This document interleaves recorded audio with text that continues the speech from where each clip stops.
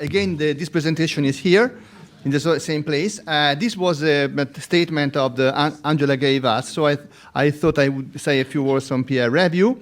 And we just heard about the software story, which was presented as a very reasonable thing to do. I must confess that when I first studied this story, so that Springer and Joseph Fourier had developed a software to detect fake spoof paper written by other software, I thought that really something very weird was happening in the world of peer review. Please listen to my words, keeping in mind this morning discussion between little science and big science. So, changes in the landscape. This is really a big change in the landscape. And I was even more surprised when I read that they, in their press release, that they think this is a valuable building block for the future of academic publishing. My God.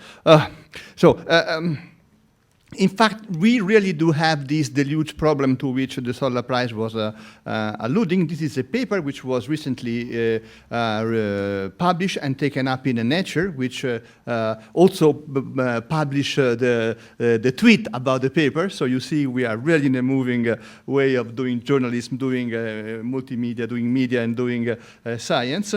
Too many journals, too many researchers, too low quality, overflow, etc., etc. And if you go at the paper, this is the abstract of the paper, they indeed flag an issue of being overflown with too much material. So, our colleague from Elsevier told us what they are doing to tackle this challenge, but the challenge is there nevertheless and seems to be quite a challenge in the sense that there are not enough reviewers to review all these papers. And I won't tell you what I think about the review process because I'm very negative about that, and I don't think this is a place to have this discussion. There have been now, this issue of peer review is entangled with the issue of reproducibility in many ways. All these issues are entangled. All the issues pertaining to what I call the crisis of science are entangled with one another. This is an initiative by the Royal Society Open Science, which boils down to a pledge, which all those who subscribe to this initiative sign. And the pledge is to only review journal articles which contains all the material which would allow people to verify them. So you sign this pledge, you refuse to review a paper if the paper doesn't contain all the information. Clear enough, not much to spend on this. But I would like to say that there is out there a tremendous ecosystem where everything is happening. Maybe you have heard about the story of the predatory publishers. I learned this from Lucia. She's somewhere here, but Lucia's over there. And it's something really scaring, and there are some brave people who are trying to do something about that. Here is Jeffrey Bell. He keeps a list of all these predatory publishers who publish journals which do not have any peer review, but they want your money for the gold option access. So they get your money, they don't do any review. On their website, they even have a copycat journal. So instead of Journal of Royal Statistical Society, you have a journal called Journal of Statistical Royal Society. You think it's that? No, it's a copycat. It's done on purpose, so you send them the journal, the money, and they don't do anything, and very often they don't even publish. There is also misleading metrics. These people have developed spoof metrics, which are not Scopus and not Thomson-Reuters and not Scholar. They are their own metrics on purpose to sell their own journal. So really, someone has to keep an eye on what is going on.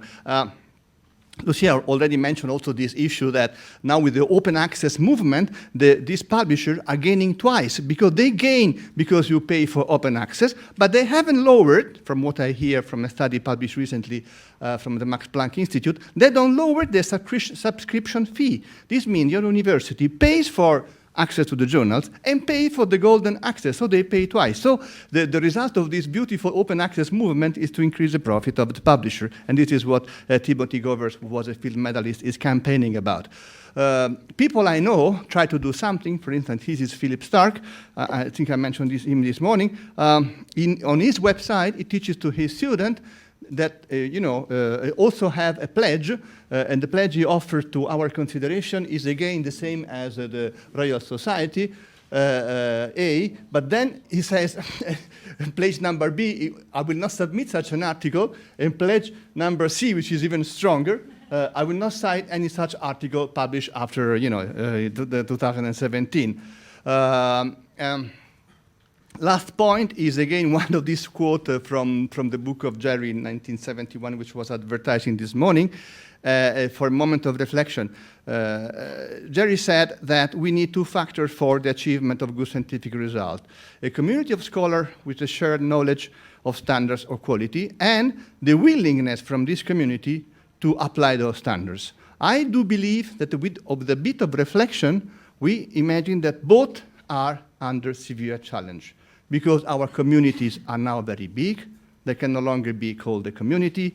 They are disparate, different standards of argument. So the community of scholars is very much under challenge in big science, in techno-science.